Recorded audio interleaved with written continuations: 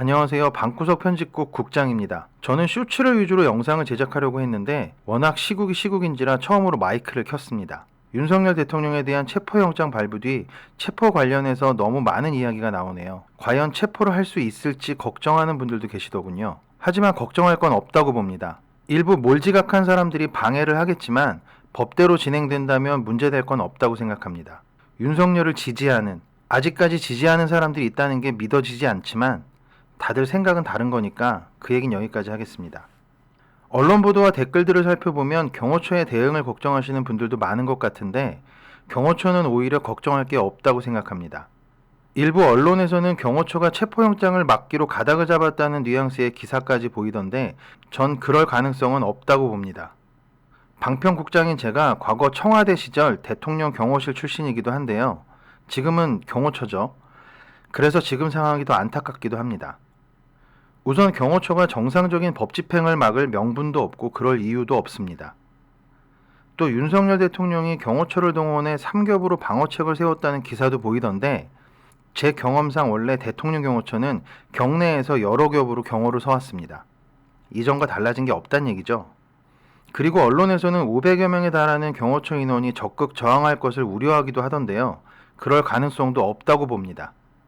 대통령 경호처의 임무가 대통령을 지키는 거지만 그건 역시 법에 따른 임무입니다. 경호에 관한 법률이 있는 거죠. 따라서 정상적인 법 집행을 막는 건 스스로 범죄자가 되는 길이 됩니다. 그럴 일이 없겠죠? 몇몇 기자분들도 그런 얘기를 하시긴 하던데 대부분의 경호처 직원들이 직장인, 그것도 정년이 보장된 공무원인지라 합법적인 법 집행을 막을 이유가 없습니다. 윤석열을 위해 자신의 경력과 미래를 모두 포기하겠다는 신념을 가진 게 아니라면요.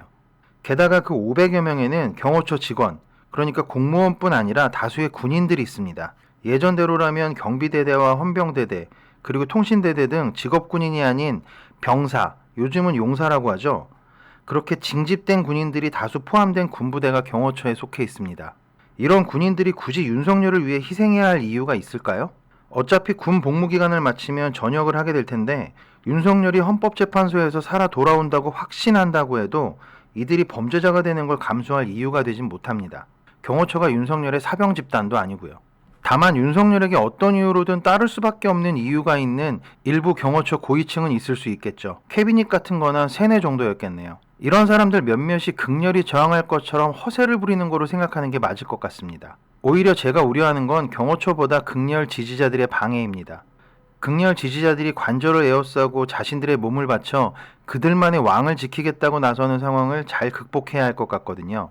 물론 정상적인 법 집행을 방해하는 행위인 만큼 모두 공무집행 방해, 심하면 특수까지 붙여서 중죄로 처벌하면 됩니다. 하지만 여기에 저들의 노림수가 있을 수 있습니다.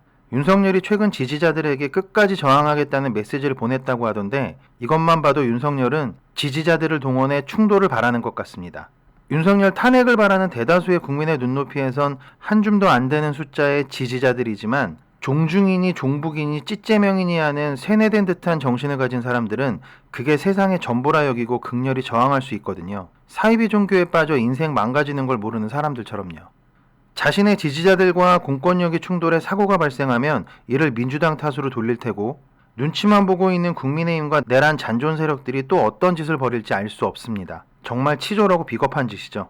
입으로는 법치와 공정, 그리고 대한민국 수호와 자유민주주의를 외치면서 실제로는 본인이 살기 위해서는 국민이 어떻게 되든 나라가 어떻게 되든 아무 관심이 없어 보입니다. 부동실을 핑계로 군대도 안 가놓고 국가의 부름에 군복을 입은 젊은이들 뒤에 숨어서 자신이 그렇게 나라를 망쳐놔도 지지해주는 사람들을 방패막이로 내세우다니 기가 차네요. 또 그러면서도 여전히 대한민국이 위험하다, 자유민주주의를 지키겠다고 떠들었더군요. 제 생각에 윤석열은 본인을 국가로 여기고 자유민주주의를 빨갱이 독재주의로 잘못 알고 있는 것 같습니다. 자기가 위험하니 대한민국이 위험하다고 하고 자기가 꿈꿨던 독재가 물거품이 될 것 같으니 자유민주주의가 무너져 간다고 이야기하는 게 웃기지도 않네요. 일단 윤석열의 과대망상적 정신세계까지 깊이 생각할 필요는 없을 것 같아서 그 이야기는 여기까지 하겠습니다. 그리고 조금 전 뉴스를 살펴보니 공수처의 체포영장 집행이 임박한 것 같습니다. 일부 뉴스에서는 오늘 집행될 거란 예상도 있었는데 분위기를 보면 새벽에 진행되거나 또는 하루 이틀 시간이 더 걸릴 것 같기도 합니다. 모쪼록 윤석열 체포영장 집행은 과감하게 법대로 진행됐으면 좋겠습니다.